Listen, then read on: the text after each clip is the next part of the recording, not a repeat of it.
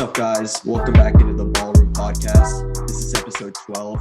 I'm your host, Rohan and Arav, and as always, I'm here with my good friend and co-host, Arav. Arav, what's going on? I'm good, Rohan. We had some really good game sixes and some not so great game sevens. Nonetheless, some good basketball. I'm looking forward to recapping these games with you and recapping the second round with you. For sure. Yeah, so in this episode, we'll be looking at the game sixes and game sevens, just recapping, putting a bow on the second round. And then in our next episode, which will probably be released tomorrow, we'll be previewing the conference finals, which are now set after these game sevens just finished today on Sunday. So you ready to get into these games? Yeah, let's do it, man.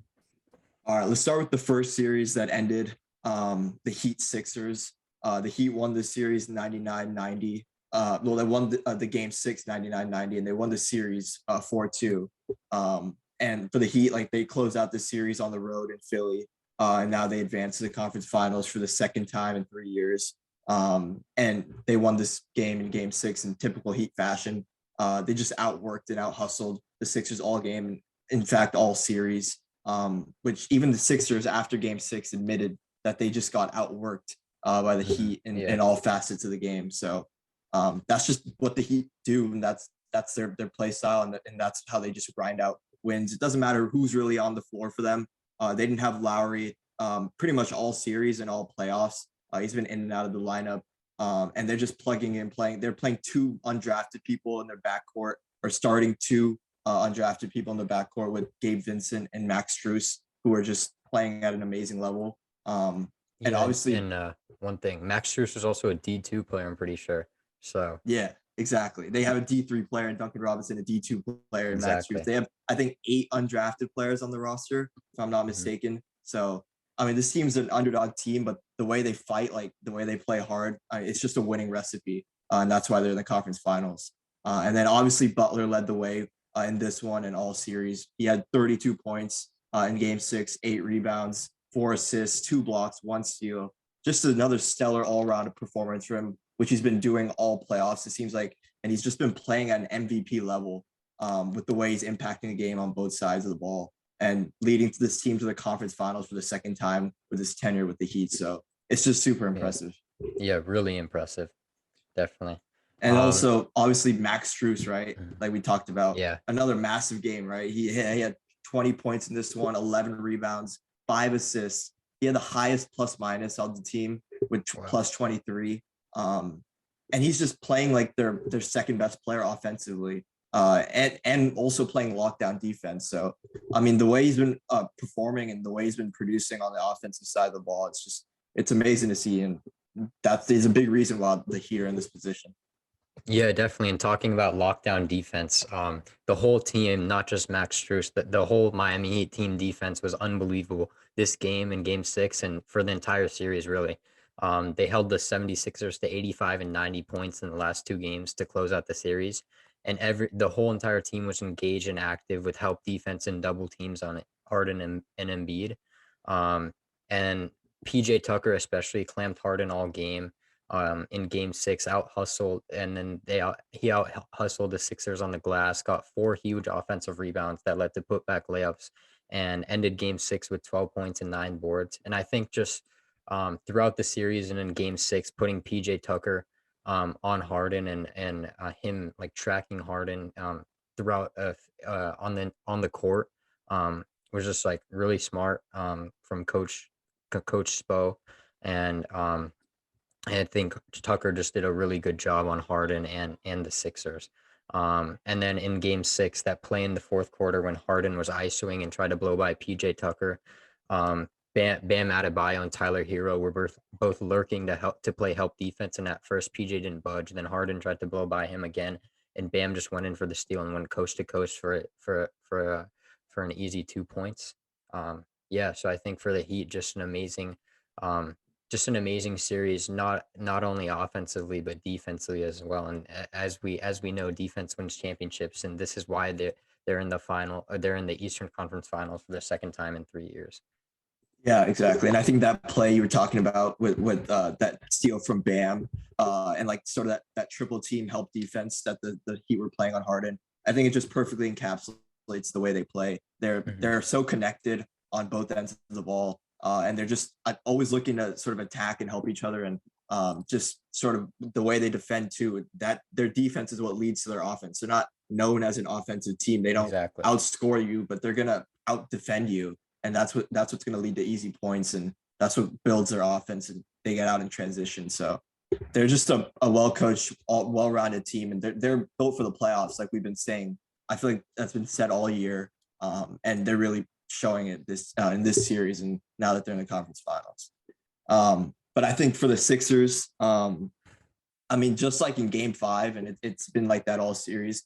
The Sixers were just low energy and low effort compared to the Heat. And also in this game, it didn't look like they knew that their season was on the line. Like it didn't look like if they knew that if they lost this game, they were going home. Especially with a game at home in Game 6, like if you're in Philly, you got to play with some sort of urgency and some sort of passion and some sort of pride. Otherwise those fans are gonna boo that you. You don't want to go home. Those Philly fans are gonna boo you. Exactly. That happens. So you got to come out with some. They didn't have any urgency in this one or really any grit to sort of fight out the win, because the game was within reach for them, and they kind of just let it slip away because they just weren't as active and they weren't as engaged as the Heat. So that's why the Heat were just able to outwork and out hustle them. But I think the whole series, and I think especially this game, just starts with Harden. Like he was an absolute no-show in the second half of this game. 0 points in the second half. Only took 2 shots in the second half. Ended with just 11 points on 4 of 9 shooting, 9 assists, 4 turnovers in 43 minutes. So it didn't look like he wanted to even be out there. He looked disinterested, disengaged, fatigued. Anything you can come up with is a good adjective to describe him. But like as the primary ball handler who was brought to Philly to deliver in these moments and take the load off Embiid, who was obviously banged up all series and all playoffs, like this was just an inexcusable and awful performance. And it's him leading, like being a leader for the team too. Like a lot, obviously that sort of vibrated throughout the rest of the team, and that's why they didn't have the energy to match the Heat. And a big reason, obviously, that we know he isn't the same player is obviously he doesn't have that explosive first step that he used to have back in Houston. He just can't get to the basket and blow by defenders. Obviously, the Heat perimeter defense is elite, but he still was able to do it to the best of the best defenders in the league. And as a result, not blowing by defenders, he's not able to get fouls, which is a big part of his game, or kick out to his teammates for open looks. But we don't know. I mean, maybe his hamstring injury is still sort of lurking and it's affecting him, but it would be a different story if that was the case. But there's been no signs or no telling if that's been the case. So what we've seen in this game and what we've seen before, he had a no-show in another elimination game. And like we said before the playoffs started, like this was his opportunity to flip the script on his playoff legacy. And yet again, he fell short. So, it's just disappointing.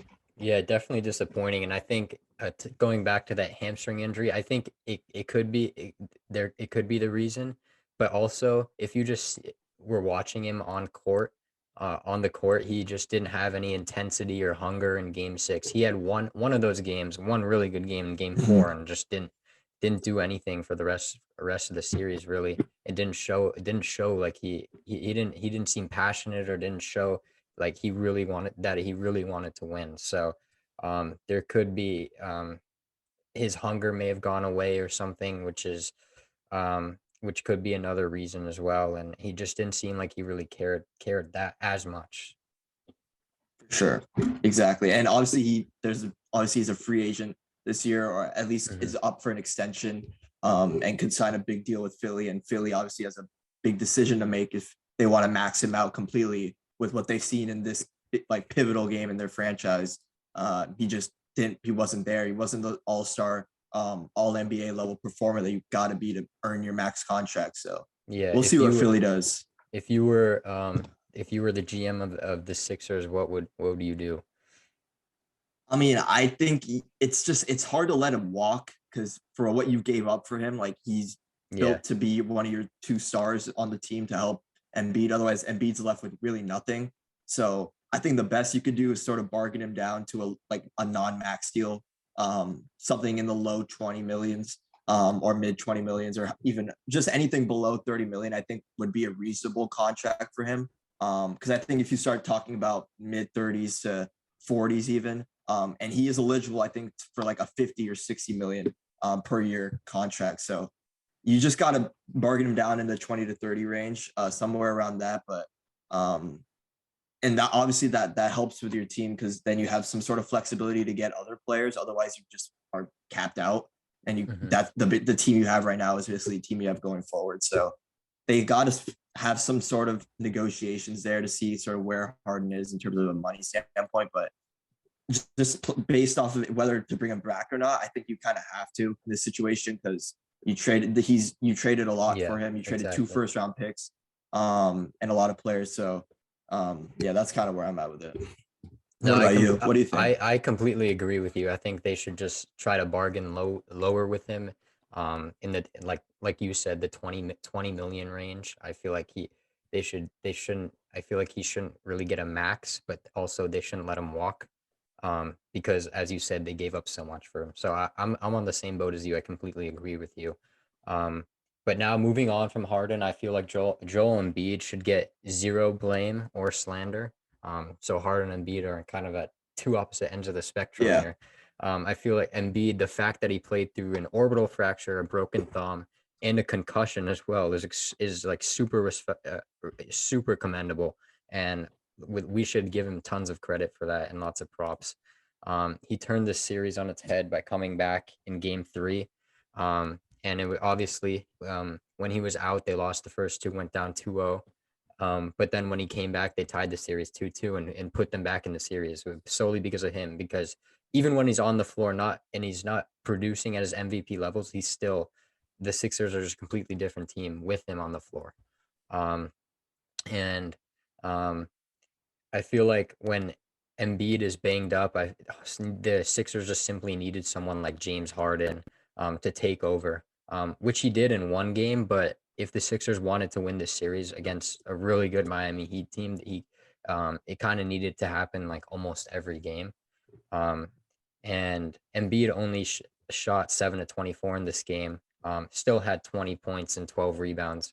And like I said before, he contributed like everything to this series, despite not playing at his MVP level. His presence just contributed a lot for the Sixers. And one thing is that this series, I feel like even the commentators in the game were saying it, especially in Game 6, he fell over almost 100 times. He fell over so many times. Not just in this game, but like throughout the series and starting when he came back, he could barely stay up on his feet. Ended up injuring Danny Green, tearing his ACL. Like bent his knee sideways, which was like gruesome to watch. It was hard to watch. It felt like he was on the floor like every third possession or every second possession. Like it would take him so long to get up. He's such a large guy, and he's also like fatigued, I'm sure. And yeah, I mean, it was like you said, the commentators were like also in awe. They just kept saying Embiid is on the floor again. He's down again. So that was kind of funny, but it ended up like being, I mean, it wasn't good because it ended up hurting Danny Green. His teammate. So, and it's just putting more impact on his body too, like hitting the ground so many times. It wears and tears your body. So, but we know he's already banged up, and he's just a warrior to play through it, like you said. For him to even play in this series was commendable, in and of itself, and his presence alone was such a big thing for them, because that pretty much flipped the series on its head. And they were in it 2-2, and he like you said, just needed Harden or another star to just bring it home, especially down the stretch when games get tight, and someone needs a shot create. So I think Embiid, there's no faulting him. He did what he could, and we know what he's capable of. He's an MVP level player, and we know next year he'll definitely be back and stronger and ready to go. Yeah, definitely. And like, I feel like also Tyrese Maxey was just a super bright spot for the 76ers this game, and like throughout the series and throughout the playoffs and even the season. Had 20 points in this one. He's evolving into one of the premier guards in the league this year. And I feel like he's like a really good third or even second scoring option for the Sixers, and he's only 21, so he's got a super bright future.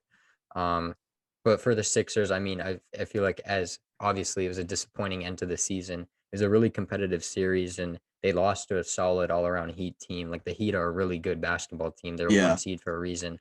But I mean, the Sixers they got James Harden for a reason. They gave up a lot. They got him to win a championship. So obviously it's very disappointing. Yeah, exactly. They were pretty much a championship or bust team once that trade went through because they knew that they couldn't let another Embiid year go to waste, especially when he's Mhm. playing at this level.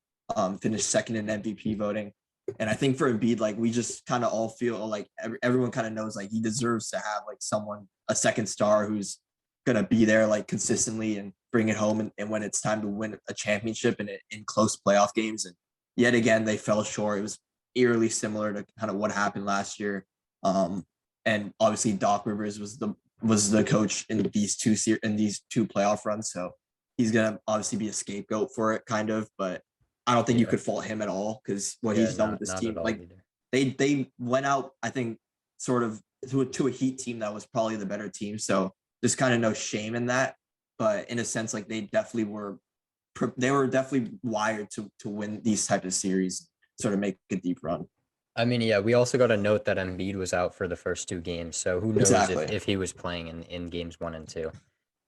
So yeah, even if they run it back, or it's just kind of like tweak sort of the role players, because obviously they weren't very deep as a team this year. They gave up a lot of Mhm. their depth in that Harden trade with Seth Curry and Andre Drummond. They didn't really have a backup center, as we all saw when Embiid went out. So they just kind of need to fill in those role player roles and sort of get more players to build around Embiid and Harden. And I think if they retool a bit, this team could be really good next year.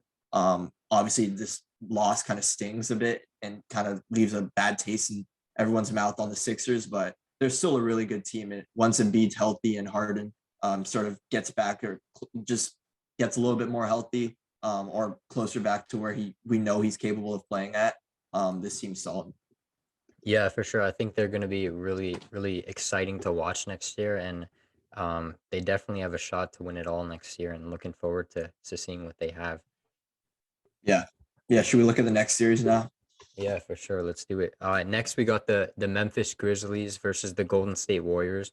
The Warriors won Game 6, 110-96, and they won the series 4-2. And for the Warriors, like I said, they closed out the series at home and advanced to the Western Conference Finals for the sixth time in 8 years. What do you have to say about that, Rohan? Six times in 8 years. That's just the Warriors way. I mean, Yeah, that's how they've the been. That's championship just DNA. championship DNA. It's basically just the same core that's been there for it feels like 10 years now, right? So Yeah, about that. ever since Draymond got drafted, 2012. So yeah, I mean that's just who this team is, and they're built for the playoffs, and they did it again. Yeah, they did it again, and they also did it in some revenge fashion. They got revenge against the Grizzlies after they were eliminated by them last year in the play-in game. And then in this game, Game 6, Klay back at it again. It's not a myth. For anyone who thought it was a myth, it's not. He shot 11 to 22 from the field, 8 3-pointers made, 30 points, and also he did it on the defensive end with 3 blocks and cleaned up some boards as well. The Warriors had a huge rebounding game with 70 rebounds. Klay had 8 of those.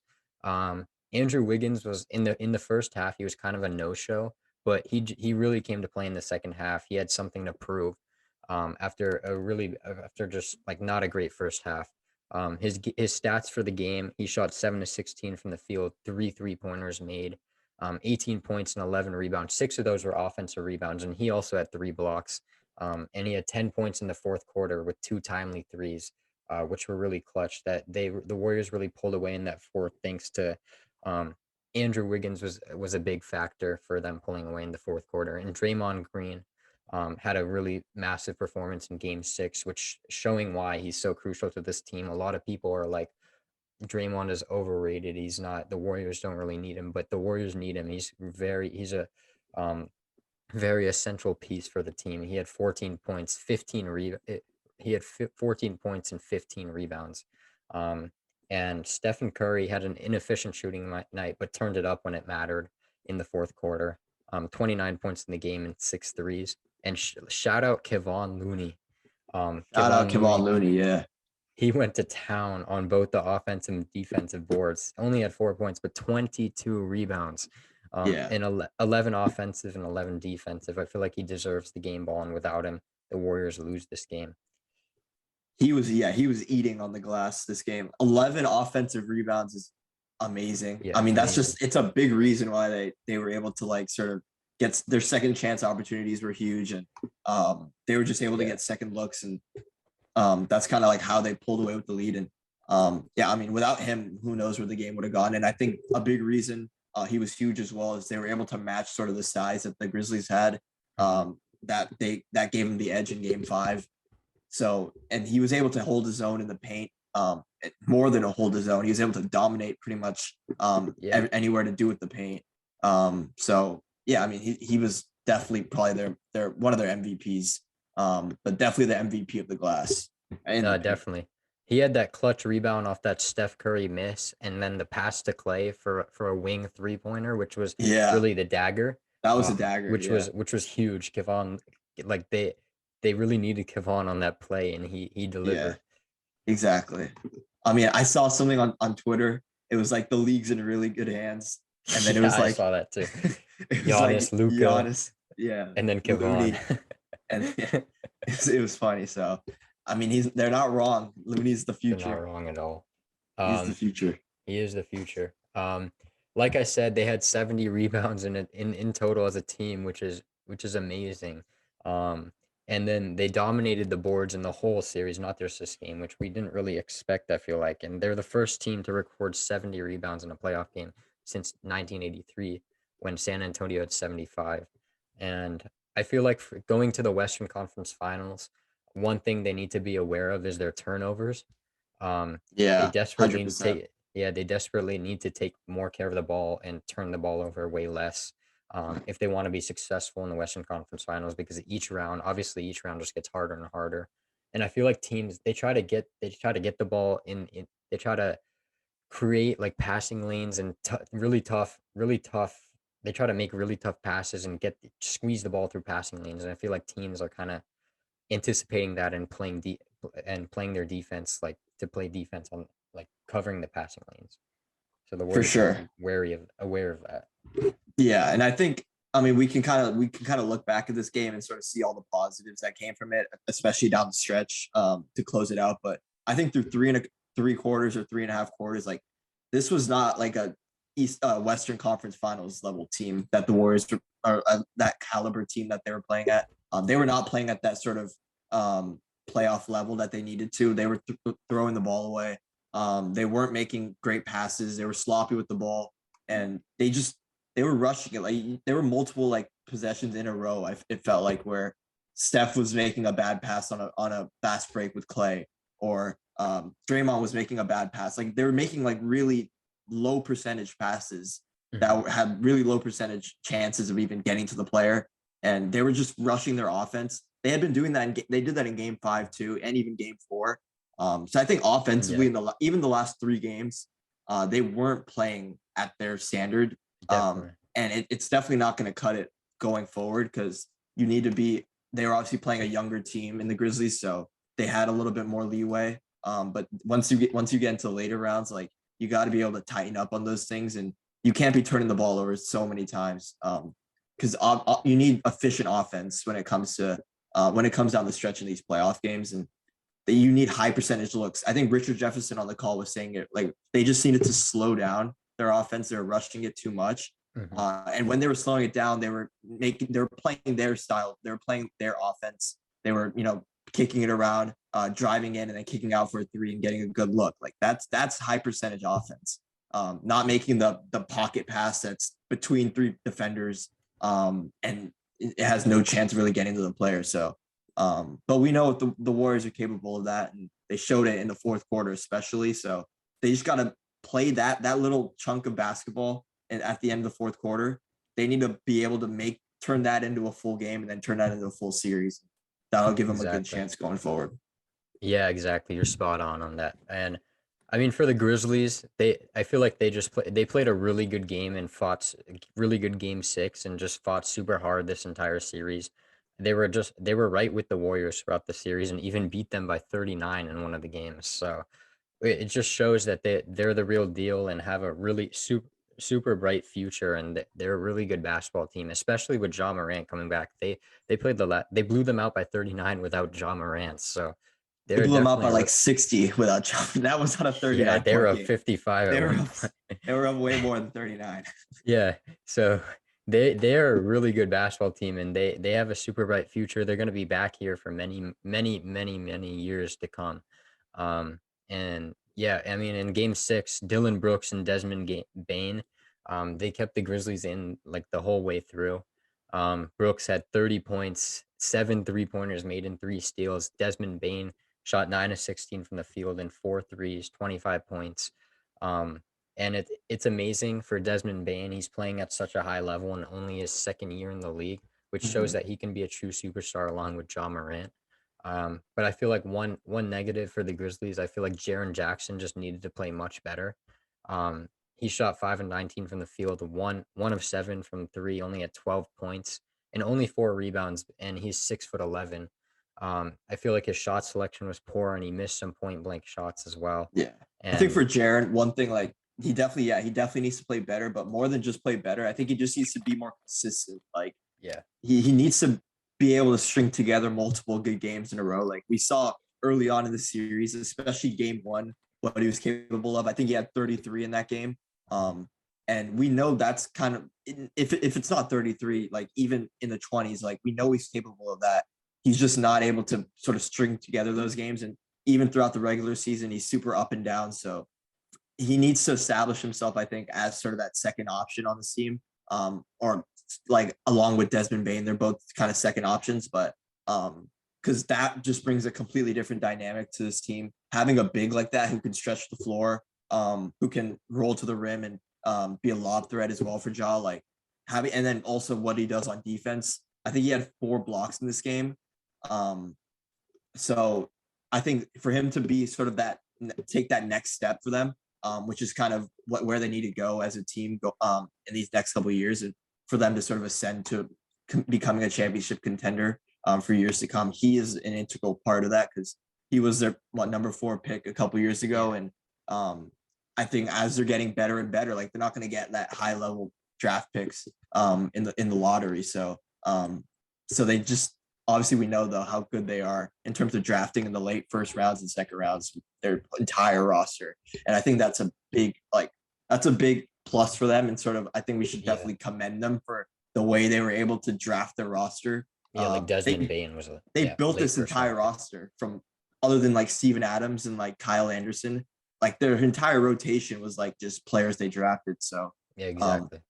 the way they're able to just like breed their talent within, and sort of their development, internal development as a team is just, it's tremendous. And I think that's a big reason why they're going to be able to go far in the future, because they're going to have that continuity going forward. The fact Mhm. that all of them have been together for these many years, and going to be together going forward.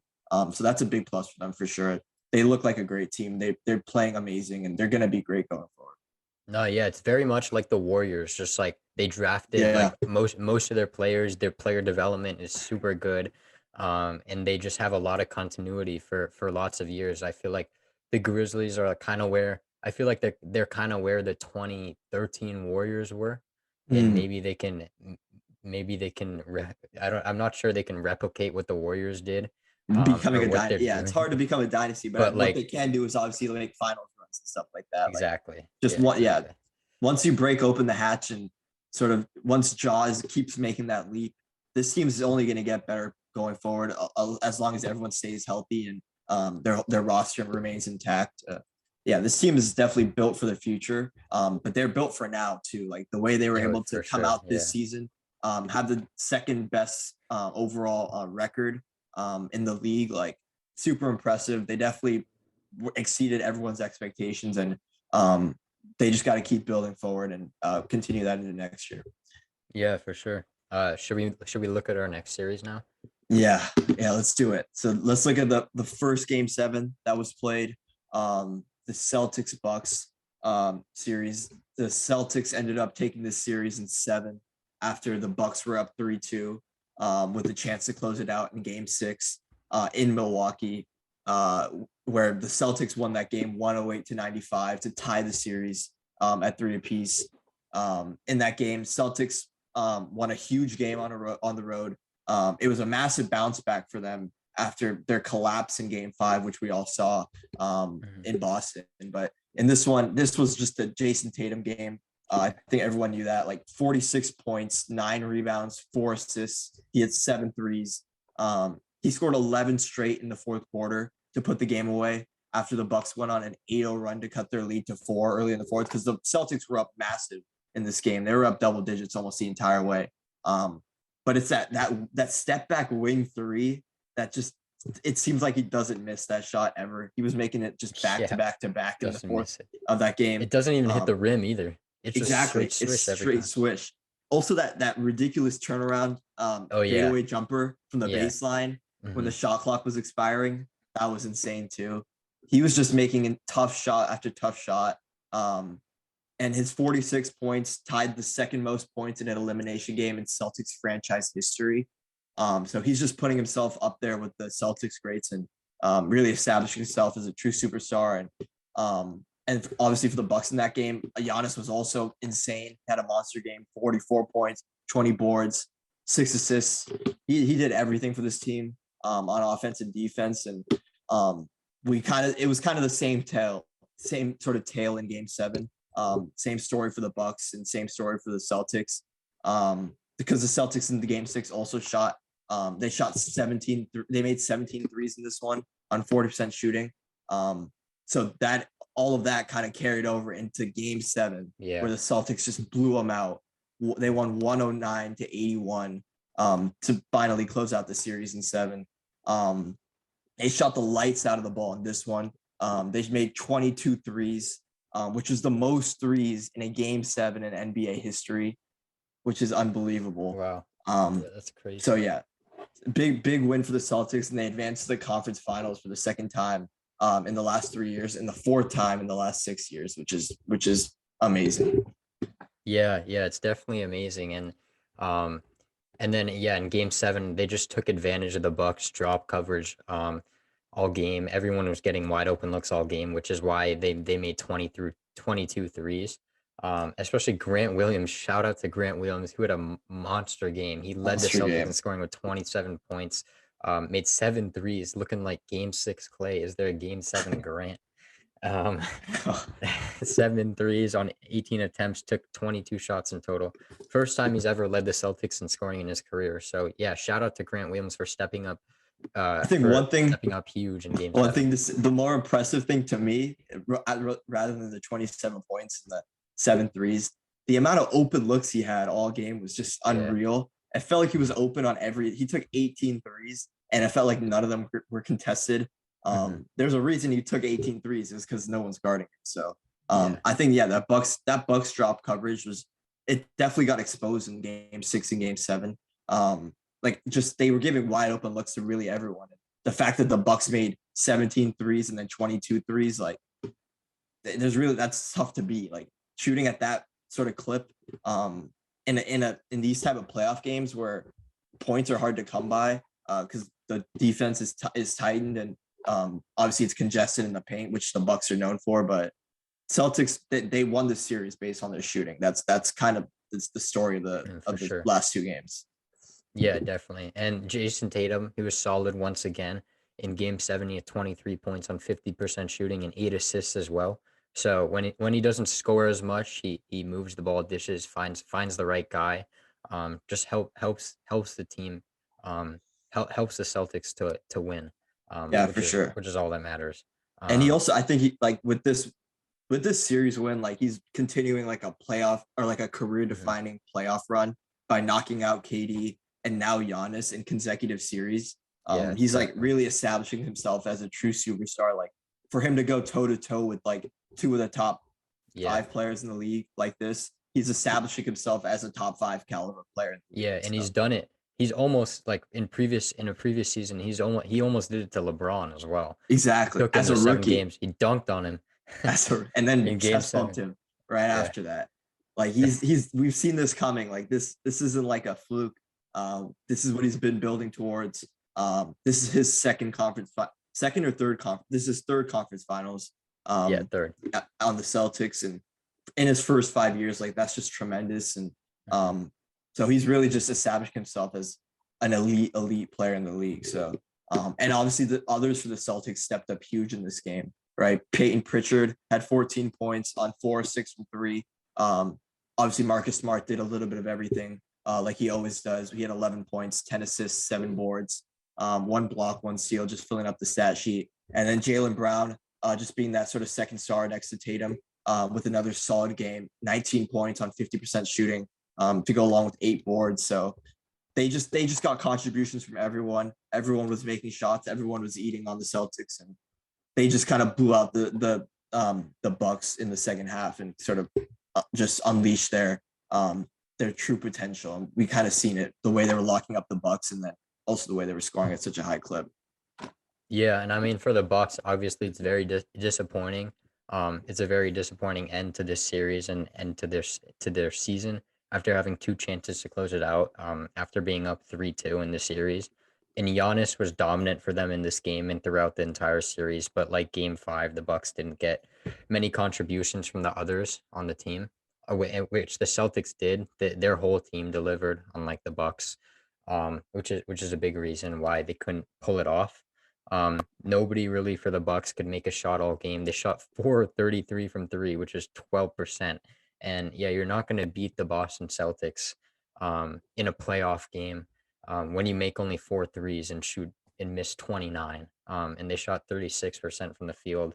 And they got outscored 61-38 in the second half and shot 1 for 14 from 3 in the second half and shot 34%. And Giannis, he was amazing to start off the game, but he really struggled in the second half. He only had 8 points on 4-16 shooting and shot just 10 of 26 for the game. But he was doing everything he could on both ends. He had 25 points to end the game and 20 rebounds, 9 assists, 2 steals and a block. And obviously, as he was like doing everything, he was kind of just doing a lot this series, especially with Chris Middleton out. So he was kind of carrying the load. Yeah. So obviously fatigue had to be a factor with everything that he's doing and playing. Pretty much played the entire game, played 43 minutes in this one. I feel like in the last series, like guys like Grayson Allen were stepping up Yeah. big, but they couldn't really deliver this series, and so Giannis had to like carry the load, and it kind of resulted in him being super fatigued for Game 7. Exactly. Like they didn't really have that sort of production from the others, like the Celtics did. Because the Celtics, they had so many players in double figures, and it felt like everyone was making shots for them. So they were just in. So the pressure wasn't really on Tatum as much. Obviously, he still had a big load to carry, to sort of lead that team, but everyone was sort of involved and helping them in terms of scoring. But yeah, like you said, Grayson Allen, he had 1 point in this game. He was 0 for 6 from the field. Pat Connaughton had 2 points, 1 for 6 from the field. Bobby Portis had 10 points, but still not sort of that level or that output that you want from him, because you need all the scoring you can really get. And then Drew Holiday, I mean, he had a solid game. He had 21 points, 8 assists, 5 rebounds.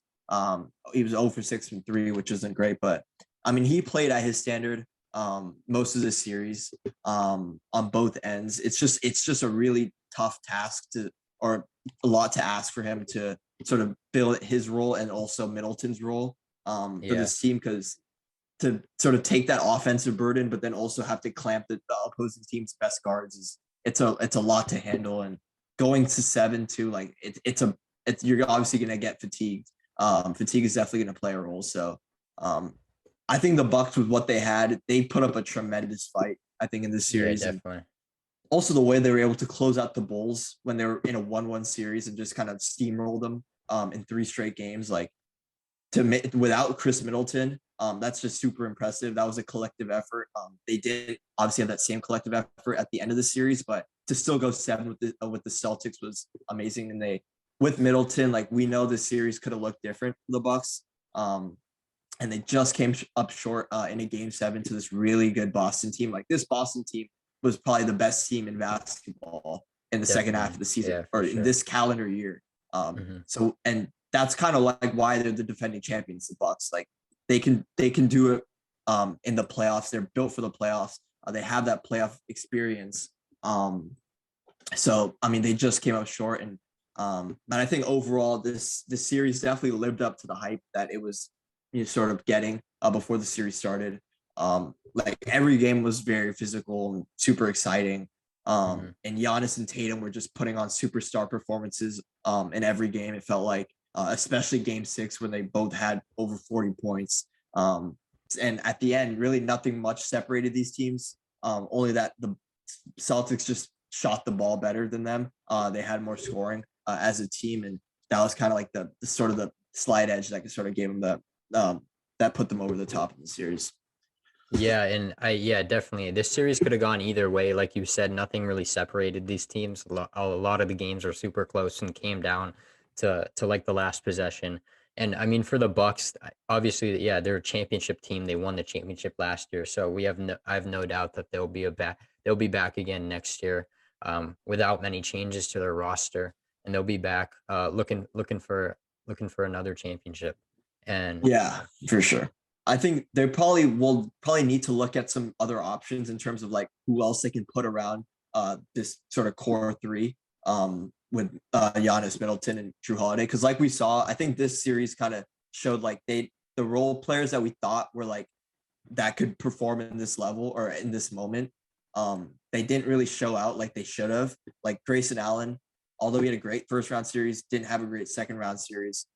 He was pretty much a no-show in these last couple games. And Bobby Portis, like we know he's capable of being sort of like one of the top scoring options, didn't really perform at the level he should have. So they'll definitely be looking out for I think someone like a Jordan Clarkson off the bench who can sort of get them a bucket and be like a microwave. Like that's some option that they could definitely look into sort of bringing into the team next year. But as a core, I think this team is sort of going to stay intact because what they have is a championship level team. They just they would need something in terms of scoring that will sort of put them over the top. And we know obviously Middleton's capable of bringing that, but having sort of a reserve option when Middleton's not there or not performing at his level will definitely be huge for them and will make them even more of a threat.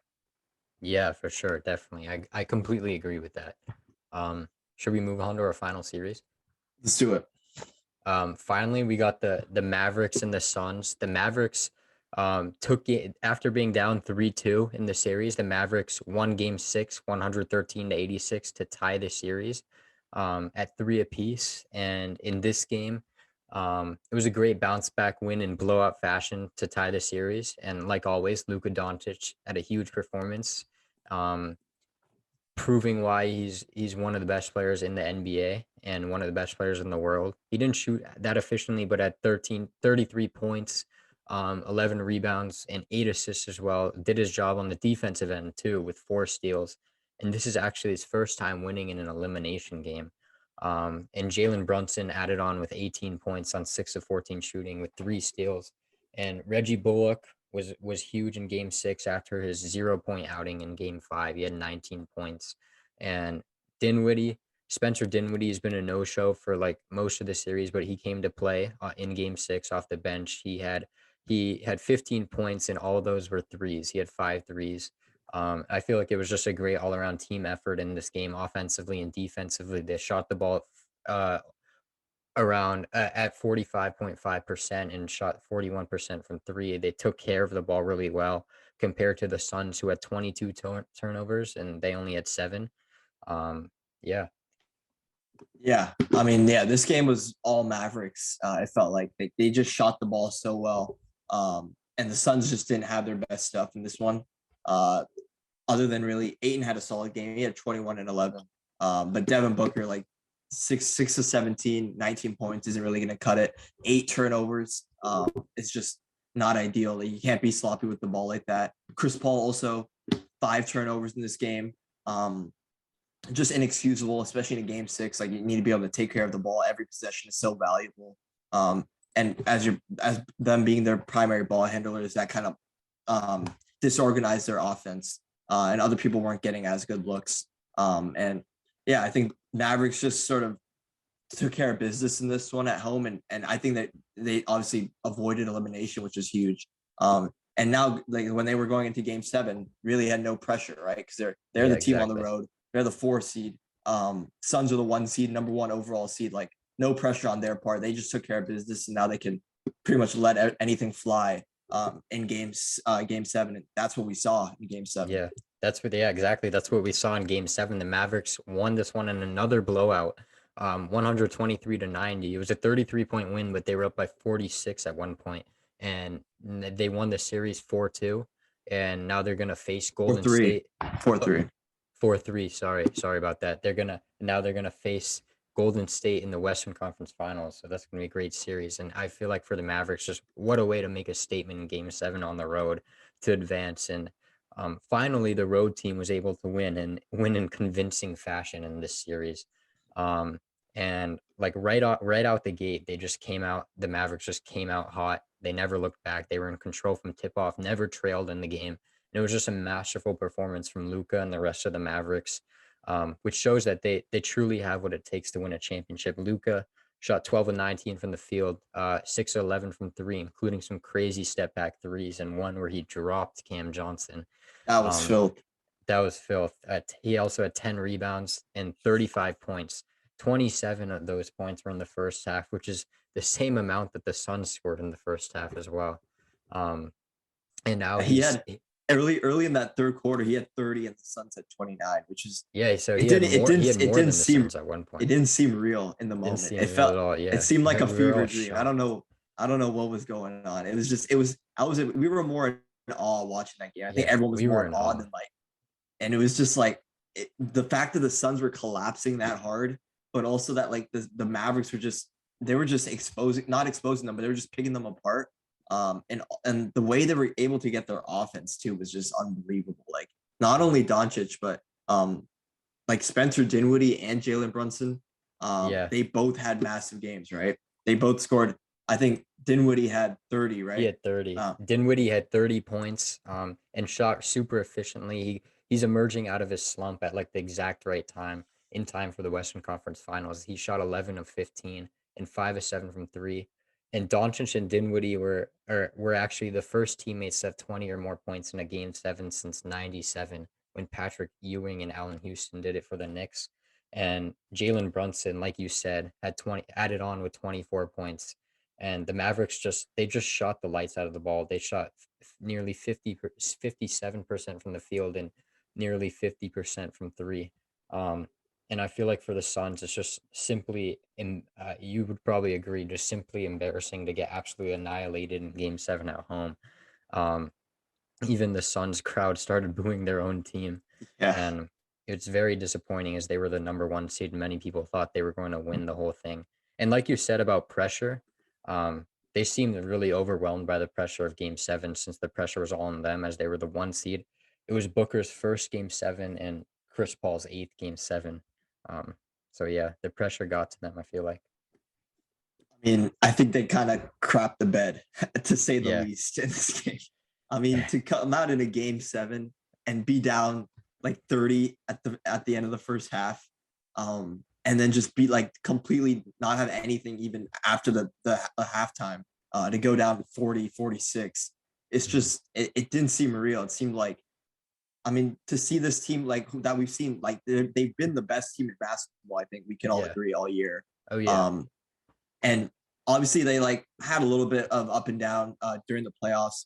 Booker was injured in the first round a bit, but we all kind of expected them like in this Game 7 at home. They have Chris Paul, who's a vet, and they have all the pieces they needed. They have Jay Crowder, another vet piece for them.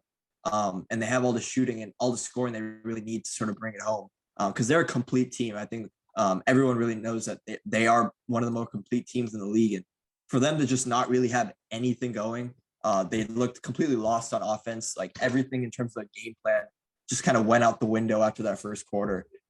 They had nothing going, and they were just sort of taking rush shots. Their defense was non-existent, because I mean the Mavs were just getting anything they wanted this game. Like the fact that Jalen Brunson shot 58%, Luka Doncic shot 63%, and Spencer Dinwiddie shot 73%. And they both had, I mean, all three of them had like 25 points pretty much. Doncic had 35, Dinwiddie had 30, and Jalen Brunson had 24. But the fact that the Mavs were able to just shoot the lights out of the ball and just get anything they wanted on offense, like that's what it kind of felt like, right? The Mavs were just scoring at will. That's just in a playoff game like this too. Like your defense needs to tighten up and sort of adjust, which they really didn't, and they had no match for the Mavs this game. Yeah, exactly. And like you said, the Mavs were scoring at will, but also the Suns just weren't scoring. Cam Johnson was their leading scorer with 12 points, which I feel like is unacceptable in any playoff game, especially a game 7. Booker, Chris Paul, Booker, and DeAndre Ayton were just no shows. CP3 at 10 points. Devin Booker, 3 of 14 from the field, 0 threes again, which is he didn't make a 3 in game 6 either, and only 11 points. Ayton only had 5 points, which is a part of the reason why he only had 5 points and only shot 5 field goals is because he didn't play that much because he was in foul trouble early. So Bismack Biyombo came in and just continued. He just kept on getting exposed possession after possession when he was switched on to guys like Luka, Dinwiddie, and Brunson, and even other guys on the Mavs. And I feel like maybe the Suns should have gone small. You were telling me that during the game that they probably should have. Yeah, because there's no reason to have like Biyombo in the game, like especially with the Mavs, they have no threat in the paint. And you really don't. They're playing 5 out on offense, so you don't really need that sort of rim protection. So obviously, and Bismack Biyombo is just getting cooked on defense. They're just switching on him every time, either Brunson, Dinwiddie, or Luka. So you just got to play small. You got to match them. But like you said, their scoring was just non-existent. The fact that Chris Paul and Devin Booker didn't make a field goal in the first half, like that's like how is that possible in a game 7? Unacceptable. It can't happen. Like this is a team that's supposed to win the championship, or expected to win the championship, and for them to pretty much be a no-show is just, it's hard to believe, to say the least. Yeah, and I mean, just from tip off, they didn't seem as hungry as the Mavericks. Their intensity was really low. I mean, part of the reason could have been after the game, Chris Paul's revealed that he had a quad injury, so that could have been a factor as to the reason why their intensity was low. They didn't seem that hungry, but I mean, it's game 7. Players need to put it all on the line so that they don't go home. So I feel like it was just an embarrassing performance from the Suns, who were expected to win a championship. They were the best regular season team. They had 64 wins, and they trailed by 46 points at one point in the game, which is the largest deficit in the game 7 over the last 25 years. They never led in the game at all. I feel like it's just very disappointing and unacceptable performance from the Suns. Yeah, I mean, all of that being said, because of the expectations that went with this team, all in all, obviously they had a successful season, right? Because they were a really good team. But obviously with the expectations they had, it was pretty much like championship or bust kind of. Not that this team's gonna fall apart next year, because I'm sure they pretty much have everyone under contract except I think Ayton, who's a restricted free agent. Cam Johnson's eligible for his rookie extension. And I think Devin Booker is also eligible for a supermax. So the thing is, like, they're going to start going deep into the luxury tax now that they have to pay all their guys. But I'm sure they're going to. We expect them that they're going to keep their roster intact. But like from what they did last year, like they were an NBA Finals team. They were up 2-0 in the finals. They also blew 2 games away from winning. They blew a 2-0 lead then. 2 games away from winning the championship. So then coming back this year, which we thought, they made the finals last year, they're probably going to be sluggish because that's typically how it goes in the regular season. But they were completely the opposite of that. They were by far the best team in the league in terms of record. And they had everything was lined up for them to sort of make a championship run this year. The playoffs have been wide open. There's been so much parity. We really don't know who's going to win any series or any game, really.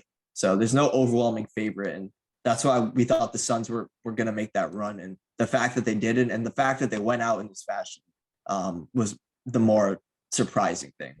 Yeah, I think it was obviously super surprising. Nobody really expected this to happen. And I kind of did. You said it was a successful season for the Suns. I kind of disagree. I feel like talking relative to like yeah, to like a small, to like an Orlando, like some any team obviously, that's not in but the playoffs, right? their goal was to win a championship, Yeah, we know obviously. that they have And expectations. Everyone knew that. kind of like the Warriors in 2016 when they went 73-9 and lost Yeah, the championship to the Cavs. It was kind of an unsuccess. Like a lot, most of it, like everyone talks about how they lost to the Cavs. No one really talks about definitely, their regular season as much. So exactly. That's why people say they only look at what happens in the playoffs. Like that's what exactly, makes or breaks the players and makes or breaks the teams, and that's what makes the playoffs such a exciting time of year. But it can be devastating for some teams. It can be thrilling for other teams. And anything can happen, and that's what we're seeing in these playoffs, and that's what we see every year. So it's great. It's yeah, great, for but sure. it's great for the fans for sure. It's definitely great Obviously for the not fans. obviously not great for the Suns Suns. fans. Yeah, Not for the not Suns Suns fans. fans. Suns fans are gonna be in a bit of a dark place. Yeah, for sure. But yeah, I mean, it was a great series. Obviously, it was a great series, and Luka really showed out. This sort of his, if he hadn't had a coming out party yet, like this was it. To push his team into the conference finals. After not really making making it out of the first round in his last two postseasons. This is like a tremendous way to sort of stamp your name and sort of the elite of the NBA elite players.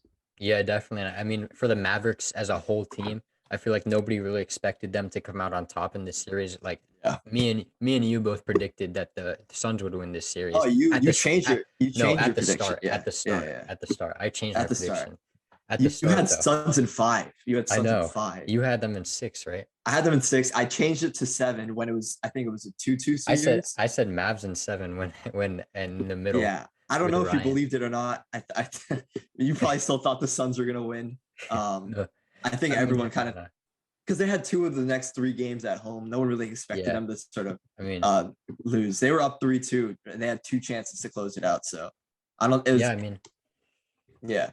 yeah, I mean, they proved everyone wrong. Shows that they could definitely do it again in the Western Conference Finals, and that they're a championship caliber team. Yeah, the Mavs. Obviously we look back at that Porzingis trade too. I think we've said it before too, but we've seen what that's done for the team. Giving them that third ball handler, and it just opens up everything. And the way they went small in that Utah series and kept it going in this series as well.